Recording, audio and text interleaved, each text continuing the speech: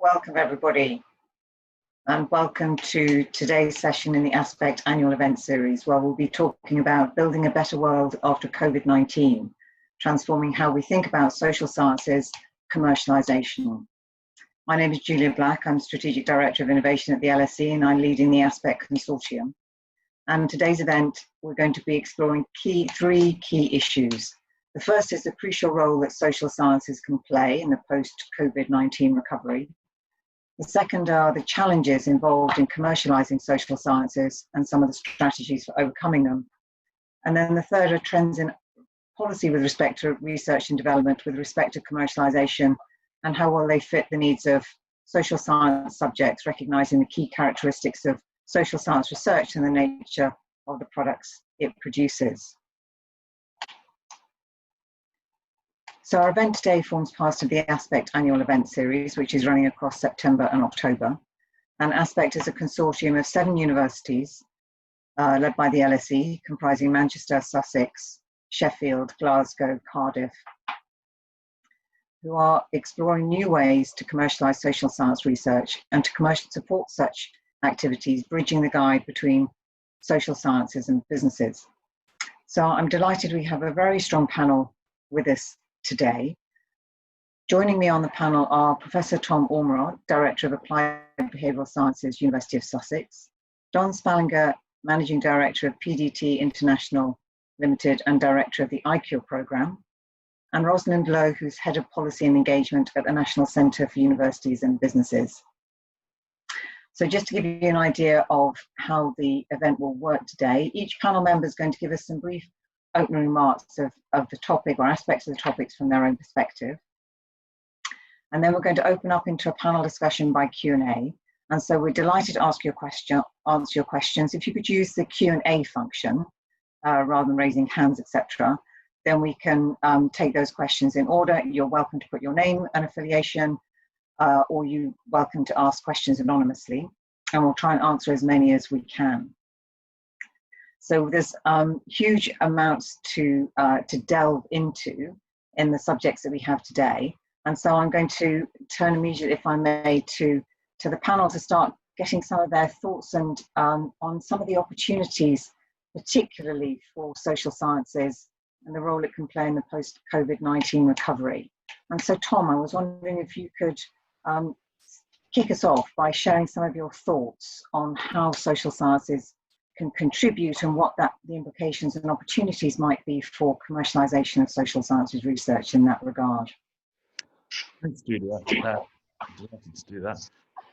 So I'll just share my screen with folks, if I can show a couple of PowerPoints.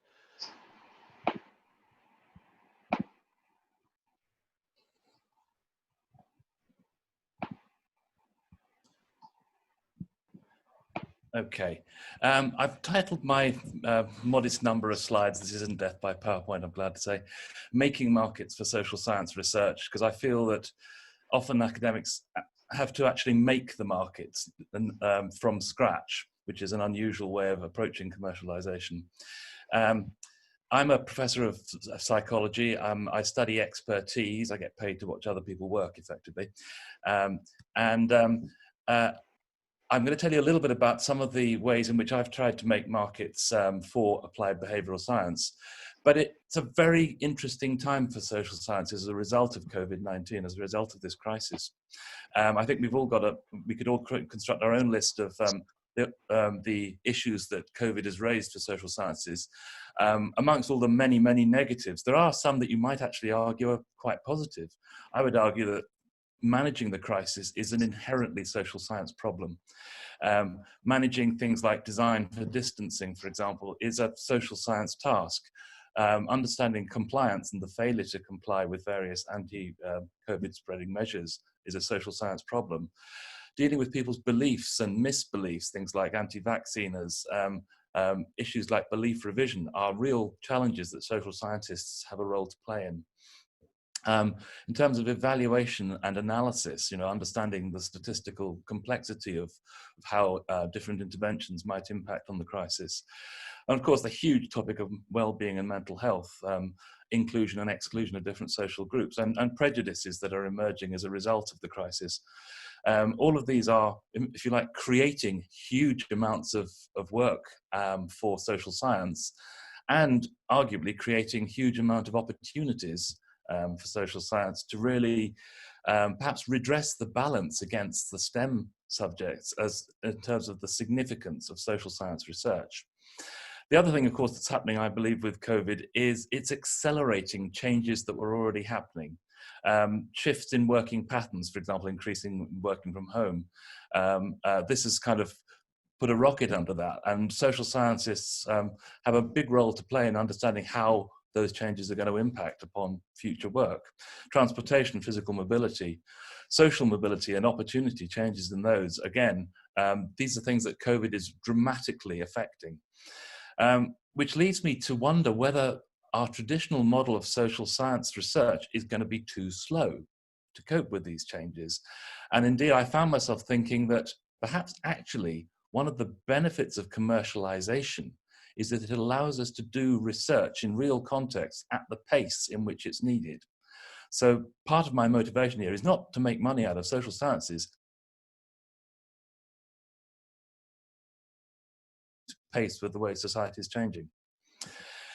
I've been, as I say, a psychologist studying human behavior, and my particular focus is on interviewing, different types of formal face-to-face interviewing. I started this research around security screening. I did a lot of work in preparing for the 2012 Olympics, and that's led to commercialization of security screening products in aviation security, for example. If you've been through major airports, you will have, the chances are you'll have encountered one of my security screening methods. Unfortunately, not enough of them because the airlines haven't picked them up as much as I'd like them to have done. And they still persist with security screening methods that are completely ineffective. But that's, again, one of the frustrations of being a social scientist, is having the data to show that there are better methods, but commercial pressures and legal pressures stopping the take-up of them. I've done a lot of interviewing research for police and intelligence. For example, at the moment, I've got a project looking at how we can understand the role of the adolescent caught up in county lines drug dealing, where they present both as a perpetrator and as a victim at the same time, developing interview methods there. And there's a huge amount of work that can be done there. The only problem with working with the police is they have no money. The area I'm also working in at the moment is human resources, particularly recruitment. And I'm doing a lot of work around developing effective ways for undertaking successful recruitment, things like detecting deception in job interviews, understanding the fit of a person to an organization and a role. This is actually proving to be one of the better elements of commercialization of my research. I call it the kind of lavatory paper example. There's something like between 5 and 10 million job interviews in the UK every year, and there is virtually no training in how to do those interviews. So as a consequence, the effectiveness of the vast majority of job interviews is incredibly limited. So I call this the lavatory paper example because it's so ubiquitous and so common. So many of us are involved in interviews and have no training. This is how I've tried to take my own work and commercialize it. But as an individual social scientist, this is incredibly difficult to do. Academics have 3 jobs. We're researchers, we're teachers, we are administrators. And if you add commercialization, that's a 4th job to do. So at Sussex, what I've tried to do is I've tried to bring together all my colleagues who are working in the behavioral sciences and, if you like, badge them under an organization called Applied Behavioral Science, or ABS, where we can essentially offer behavioral science and psychology as a service to non-academic organizations. So we offer services in well-being and health, neuromarketing, safety, interviewing, user-centered design, and a lot of evaluation of interventions as well, where we have a business manager, an administrator, technical support, and we have development support as well. So that individual academics who simply don't have the time to take their research to markets can be supported in that process. The only problem is that even then, I don't think that group of 30 or so academics with that support is big enough to compete. We have a lot of research that we can use to create new markets, but my own view is that if we're really going to mount a challenge in making social science a commercial outlet, we need what I've called a super abs. We need to collaborate across universities so that we have hundreds of academics calling on a resource who can be approached as one to develop products and to meet societal needs. It is a really interesting time, I think, to be a social scientist. I've heard it called the fourth industrial age, when we shift from the information age to the interactive age. We're getting to the stage where it's not the power of computers and IT that is the pace of change. It's the ability to make those devices interactive with humans. So social science is at a very interesting moment. And that moment is being accelerated, I think, by COVID-19. It's a real point of momentum for us, at which point I'll stop.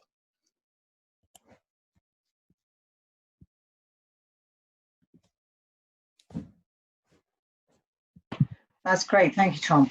And some good challenges there, I think, to social sciences and research, and the issue of pace, as you say, and the opportunities to be working with people in real time. I think one of the things we need to be, that's come in as a question already, is some good examples of where social scientists have been doing that in the context of COVID-19 in the commercial space, which is something we could possibly pick up as we move forward. But Don, I'd like to turn to you now, if I may, to be thinking about, to talk about, well, how do we, this issue of collaborating to commercialize, we're very good at universities to think about what we can supply. We might be less good at understanding what the demand might be for some of our research. And you've worked for a long time in this space. So it'd be really interesting to hear your reflections and thoughts about how the importance of collaboration to research commercialization.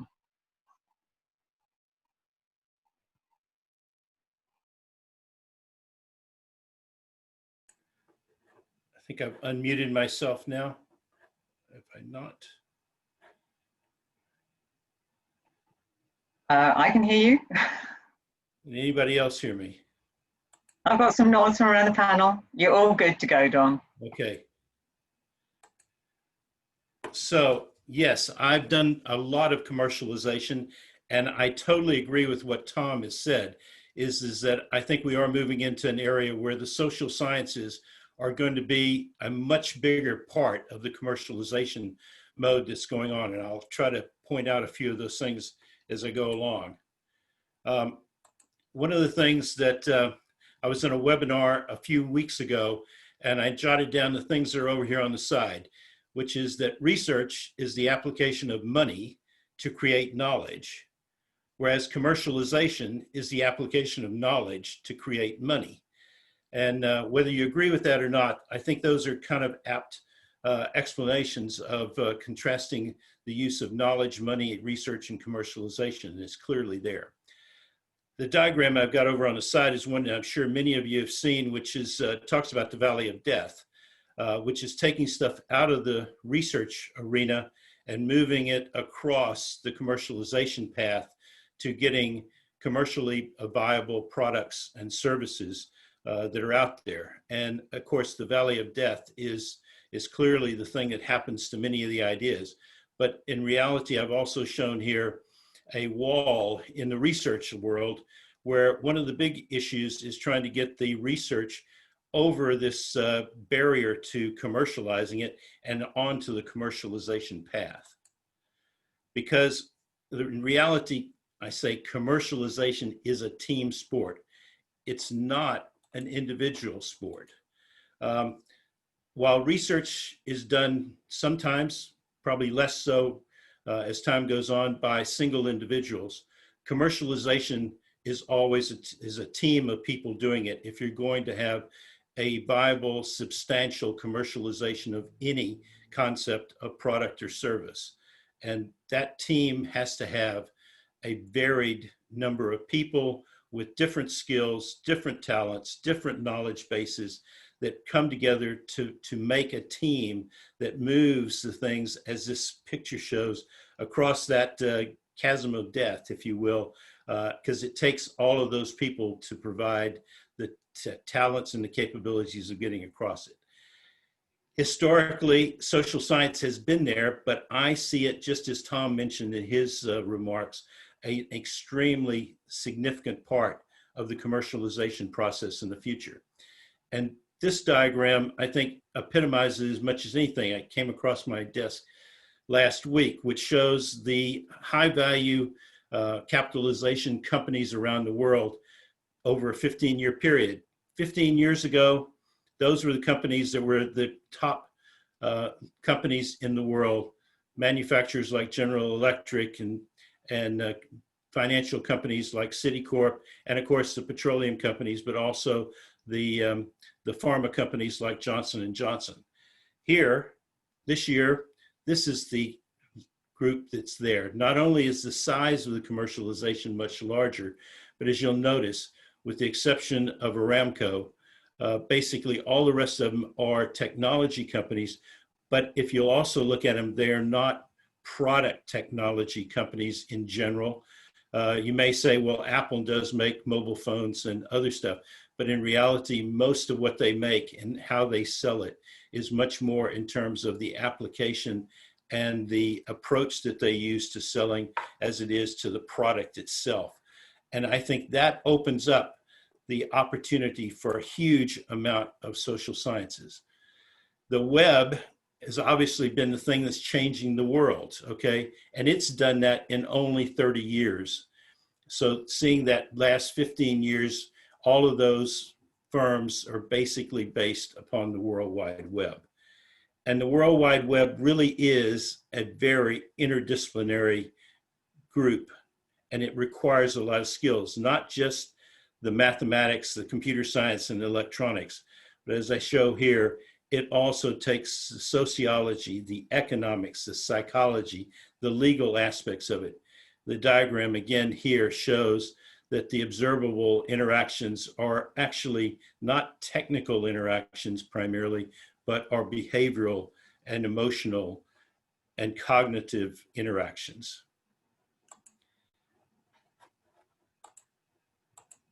Which then leads to the continued evolution of this and where the real market opportunities that are really coming to bear now, that I think we're going to see over the next 10 years become very big, and that is the artificial intelligence area, where obviously from a social science perspective, it's already presenting the philosophical and the ethical questions, but then it's already making major inroads into a lot of industries and professions. I've had many, many conversations over the last couple of years with people, particularly in the legal professions and the accounting professions. In both of those professions, they see those changing dramatically over the next 10 years due to the application of artificial intelligence in terms of the type of people that they'll be hiring, the number of people that they'll be hiring, and how they use those people. So there are these major opportunities for the social scientists as key members of the commercialization teams. And I could see many, many social scientists now moving out of the university research labs and taking their ideas and their concepts and their knowledge and starting new companies and growing those companies into quite substantial businesses and using their social science background as the key for building those businesses. I'm going to end with just this one diagram that actually came out of a Microsoft blog a couple of years ago, but I think it does epitomize some of the things. Is that what Microsoft is saying within this blog is that they're helping with their AI is helping to solve society's greatest challenges, which if for nothing else, that's what the social sciences are really approaching on a day in and day out basis. I will stop sharing. Brilliant. Thank you so much, Don. And there's a huge amounts there, I think, which we can delve into when we get into discussion. But I think one of the things that you really point out there, you know, the importance of teamwork, but also social scientists are quite used to sometimes working in relatively small groups or a lone research model, and thinking about the different ways that the social scientists become involved. I think we often think about the lone genius, you know, and the light bulb moment and off you go. Whereas in fact, as you're right to point out, we're actually often looking at a much more integrated team approach, both at the innovation stage and at the deployment stage, which is something we might want to dwell on a little bit more and probe a little bit more. But Rosalind, can we turn to you to have some reflections from your perspective as to the role of R&D, research and development policy in this area? And I'm interested in particular about whether or not it is valid or not to say that there are distinct characteristics about social science research or shape research more generally, social sciences, humanities and arts research, and the nature of the knowledge it produces that mean that we might need to craft slightly different policy responses. Where do you think we are in this policy space at the moment?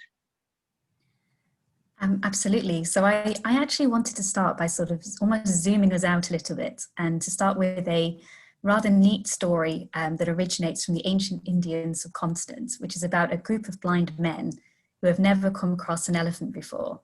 And they try to learn about the elephant by sort of touching different parts of it, but they're only able to touch a part each. And what they find is that they're all sort of describing either the ears or the tusk or the tail based on their very limited experience. And of course, they all reach very different conclusions and are all inevitably totally wrong about what the elephant actually is. And I always chuckle when I see this image, because I think in this particular crisis, COVID-19 in some ways has presented us with an elephant. The issues that we're looking at and the things that have been drawn to light through this pandemic go beyond the purview of the expertise of an individual expert or an individual discipline. You can't imagine a single person that has the answer to the health crisis we face, or indeed the economic and social crises that it has caused.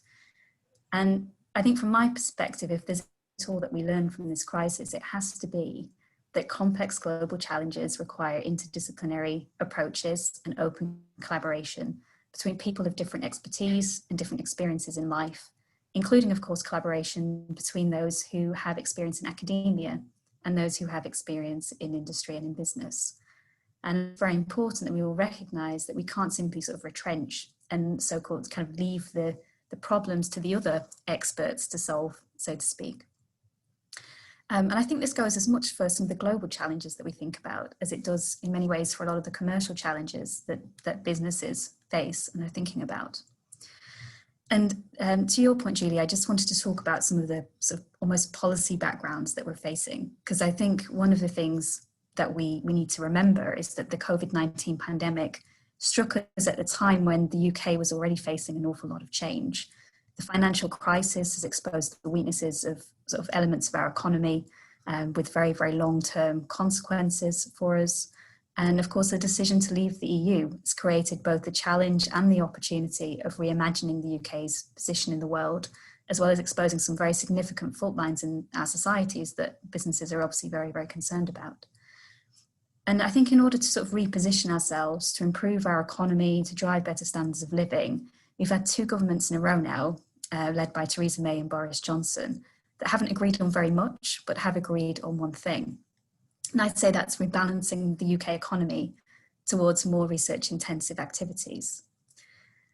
And to that end, the government has increased investment very significantly. It's announced that it wants to invest 22 billion in research by 2024, 2025. And it set a target for research spending to reach 2.4% of GDP by 2027. And policymakers are really pleased with this because it brings us roughly in line with the OECD average. But the scale of the ambition is really enormous, and it would require us to almost double our national spend on R&D from 37 billion in 2017 to 70 billion in 2027. And to achieve this aim, the government published an R&D roadmap earlier in this year. And I'm always quite struck by the introduction to this document. And I would encourage colleagues to read it because it is, very much slanted towards STEM science, unfortunately. But it states we have a once-in-a-generation opportunity to strengthen our global position in research, unleash a new wave of innovation, enhance our national security, and revitalize our international ties. And it makes a sort of range of different recommendations, areas that need more focus in order to improve our research and our innovation activities. And it goes without saying that the social sciences have a really fundamental role to play in delivering the vision of a more research-intensive, innovative economy. And that's not going to be the same role as the major disruptive discoveries and the so-called moonshots that STEM research aspires to, and very much kind of it is the focus of the R&D roadmap as it stands. But social sciences have a more patient and equally valuable part to play. And that's not just in our response in terms of developing effective policies and driving positive national change, but also in their very direct economic contributions generally to the UK. From helping businesses and governments to identify and understand and resolve the big economic and social challenges and opportunities of our time, from understanding what knowledge, products, services, societies, customers actually want and need, and also practically unpicking the realities of what the kind of disruption of some major STEM breakthroughs might mean for our businesses, for societies, and for policy. So these are really, really fundamental issues for social sciences to grapple with. And this is sort of, obviously we're flagging a once in a generation opportunity to strengthen our global position in research, but I would argue that we also have very much a once in a generation opportunity for the social sciences to reassert their critical role. And actually not just their critical role, but also the critical role that interdisciplinarity plays in addressing some of the greatest challenges of our time, as well as commercial challenges and opportunities. And I think that's not just important for us in the social sciences, but it's also really critical to actually realising the ambitions that the government has set out and driving the economic impact that they want to deliver through a more research-intensive economy. And importantly, as well as people who, observing and living through a crisis at the moment, we need to prepare ourselves for future elephants. And the social sciences are a really important part of that. That's great. Thank you, Rosalind. So I'm going to, I'm really interested in just probing some of those issues that you've been raising there collectively.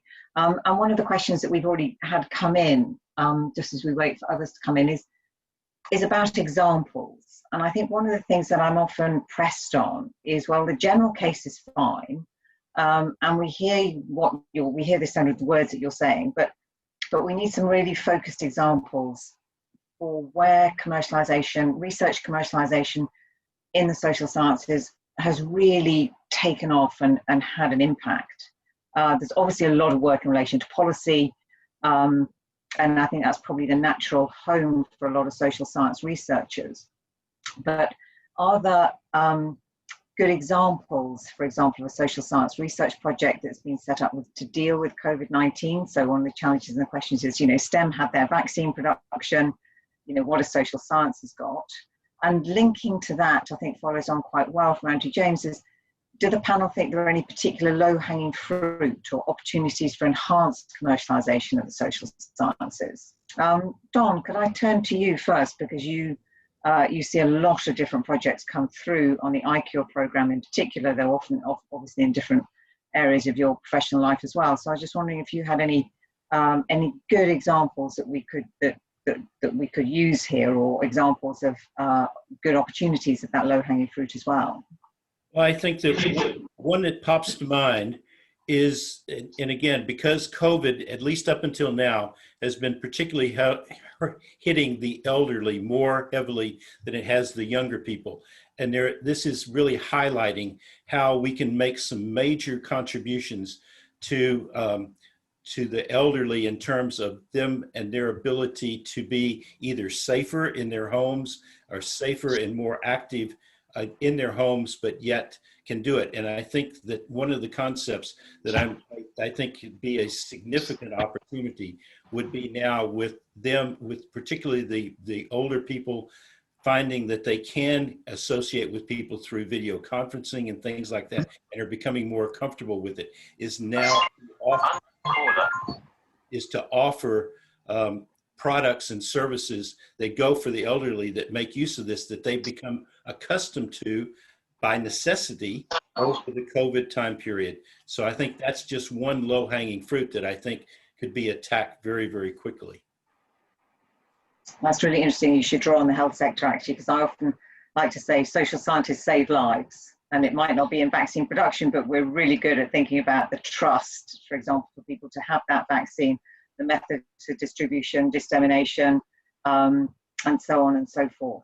And I think Tom yeah. brought up the whole vaccine issue. Yeah. I think that's a really big one that holds an opportunity and should be attacked very quickly, because this could be a major issue for a large percentage of the population of the world. Yeah, no, absolutely. So Tom, can I just pick up on that lead that Don's thrown to you there to call you in on that particular topic? Sure. Well, I don't have a particular follow-on from that, except just to point out the fact that in terms of a social science topic, belief revision is probably not at the stage of commercialization yet, but it's one of the biggest needs society has. And the two topics actually I was going to pick up as examples to the projects that have been set up are and on the one hand to do with resilience. So for example, at Sussex, we're working with a local authority to develop a post-COVID resilience plan for the local authority, where they've, I think rather in an enlightened way, come to the realization that picking up on Don's point about the elderly, picking up on the well-being and health issues, their employees are critical to the resilience of the local authority. It's not just the people they serve, it's the people they are. And they've approached us to develop a resilience review. So that's one specific example. It's small, it's low hanging, and I think it's a good example of the direct application of social science research in a practical way. Another example, which is perhaps more widespread, is the shift into the online world. So, for example, at Sussex, we're developing some training packages based on the simple question, how to stay online, how to make your online world as effective as you can. I'm amazed how well this Zoom webinar is working as it is, because none of us have really had any training in how to be online and how to deliver in an online world. But it is very different. It's also a huge opportunity. There's a lot of research coming out, for example, from clinical psychology, showing that the delivery of interventions and treatments online can be far more effective than face-to-face, because people are willing to share things that are emotional and significant to them in a way that they are less willing to face-to-face. So we're working on developing some online training, just training in how to be online, and I think it doesn't get any lower hanging than that. No, I think that's true, actually. And when one thinks about the work that's going into in the NHS at the moment on delivery of healthcare services online and people's willingness or reluctance to participate, then this has the opportunity for a major revolution, actually, in the way that we deliver healthcare services. So I think it's interesting to be thinking about the role of social scientists in that space, where we might normally think that actually social scientists don't have a role to play. It is really for the medics. Rosalind, I'm curious from your perspective, because you're working across research and business. From a business perspective, do you see that businesses can formulate a demand, as it were, for social science research? Do they know that they need it, as it were? And I suppose picking up a little bit on Tom's initial points about us needing to create a market for social science research, how aware do you think you are when you're talking to businesses that actually what they need is a good social scientist to come and work with them, or there's opportunities for them to work with social sciences researchers? How conscious do you think they are? I think businesses definitely the scale of change. I think they recognise that there's going to be a huge amount of change for their staff, for their customers. And I think a lot of the big questions that social scientists will be asking in the years to come are the same big questions that they're asking. So a lot of as an example, a business that I spoke to recently that employs around 2,000 people, they are very seriously looking at the consequences of hybrid working on social mobility. If we're asking our staff to work at home, 3 or 4 days a week in the long term, that has significant commercial benefits for us as a company. But how will it impact people who perhaps are less able to work from home? How will it help us, and how will it affect our ability to hire young people that might be working in house shares and might find it more difficult? So I think they'll be grappling with a lot of the same questions. But your question, Julia, is whether or not they recognise that they can seek help and support in answering those questions. And I don't think they would necessarily think to turn to universities to answer those questions, but they probably would turn to a consultancy to answer those questions, who are probably looking at the academic research to answer those questions. So there's a bit of a sort of a bit of variation in the direction to get there, but it doesn't take away that fundamentally they're asking the same questions, and academic research in universities is going to play a very fundamental part in answering them.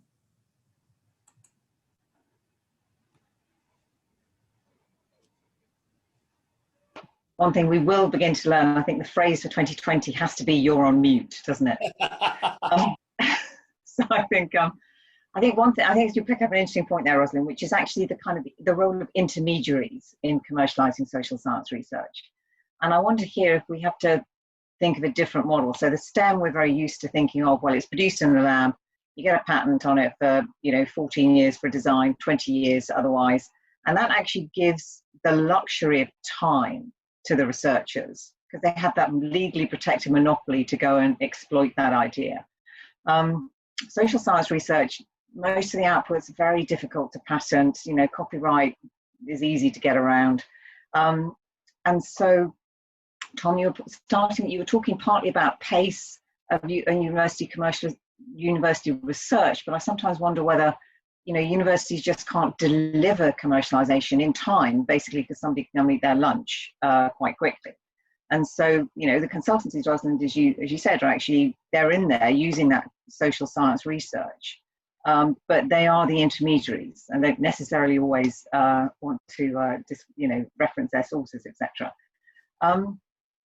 How can we, is that just going to be a fact of life? And actually what policy makers need to recognize is that actually that is valuable in itself, and shouldn't necessarily expect social science universities to become a large consultancy.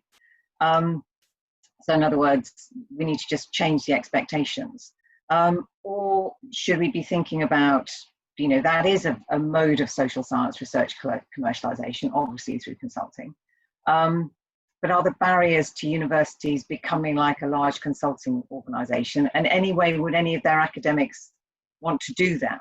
So just some thoughts around that issue there, around the intermediation and disintermediation, I suppose, of research commercialization in the world of social sciences, and that kind of role of the consultancy model versus the kind of development of products and services model, and which one universities might be best placed to be pursuing. Shall I start off on that? Yeah. I mean, one of my frustration about the big consulting firms is often how much of the social sciences they provide is made up, and actually doesn't have a strong academic basis.